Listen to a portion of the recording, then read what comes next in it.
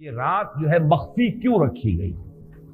تعین کے ساتھ کچھ معلوم نہیں یہ رات کون سی رات ہے، کون سی رات ہے، اس کا جواب تو میں بعد میں دوں گا کہ اس میں جو آراء ہیں مختلف، لیکن یہ کہ اس کو کیوں مخفی رکھا گیا اس پر کچھ پیاری باتیں ہیں جو مفسرین نے کہی ہیں۔ پہلی بات تو یہ کہ جتنی عظیم چیزیں ہیں ان سب کو مخفی رکھا گیا۔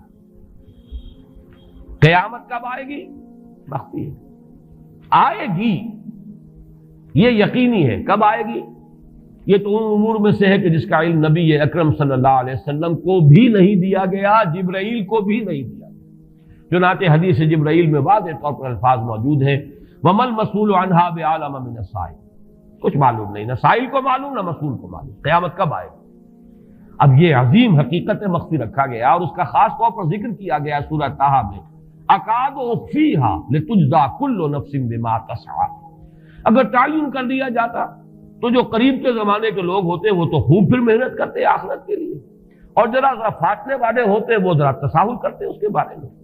اس کو رکھا گیا ہے، تلوار لٹکی ہوئی ہے، کسی بھی وقت گر سکتی ہے، یہ جیسے گلوٹین کبھی اگر آپ نے دیکھا ہو جس طریقے سے کہ اس کا چھرا گرتا ہے، کسی بھی وقت گر سکتی ہے، لہٰذا ہر وقت چوکس رہو، چوکنے رہو، جیسے کہ صحابہ کرام کی شان معلوم ہوتی ہے بعض روایات سے کہ ذرا تیز ہوا چلتی تھی تو وہ سمجھتے تھے کہ قیامت آ گئی۔ اس درجے استحضار تھا اعصاب کے اوپر، اس کا اتنا اثر تھا کہ ذرا تیز جھکڑ چلا اور انہوں نے سمجھا قیامت آ گئی۔ تو اس طریقے سے قیامت کو مخفی رکھا گیا۔ اکاد اخفیھا لتجزی کل نفس بما تسعی۔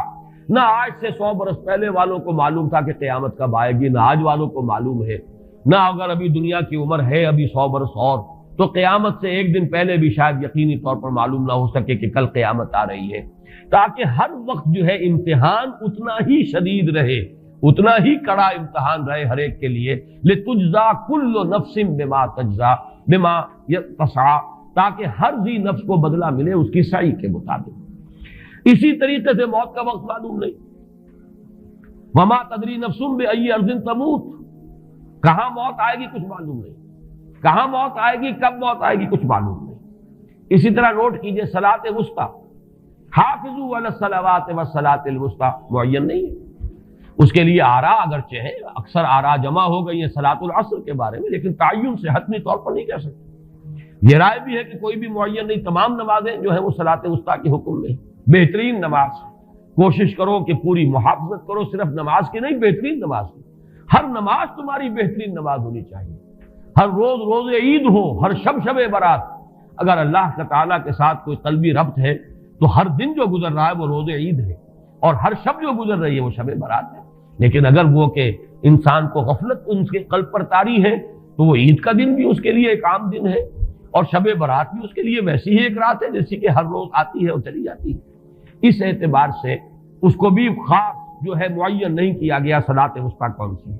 اسی طرح بعض روایات میں جو آتا ہے اسم اعظم، اللہ کا ایک نام ایسا ہے کہ اس کے واسطے سے اللہ سے جو بات مانگی جائے وہ رد نہیں ہو، لیکن وہ کون سا نہیں بتایا گیا۔ اقوال ہیں، اندازے ہیں، حی و قیوم پر زیادہ، الحی القیوم پر زیادہ لوگوں کا جو ہے وہ اجماع ہوا ہے، لیکن یہ کہ یقین سے نہیں کہہ سکتے۔ تو اسی میں اس کو بھی نوٹ کر لیجئے کہ اس کو مخفی رکھا گیا ہے لیلۃ القدر کو۔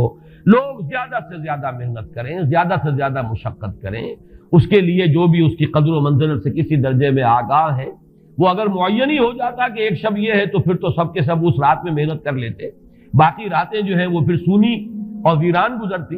لیکن یہ کہ مطلوب یہ ہے کہ زیادہ سے زیادہ راتیں آباد ہوں، زیادہ سے زیادہ راتوں میں ذکر ہو، عبادت ہو، دعا ہو، اس لیے اس کو مخفی رکھا گیا۔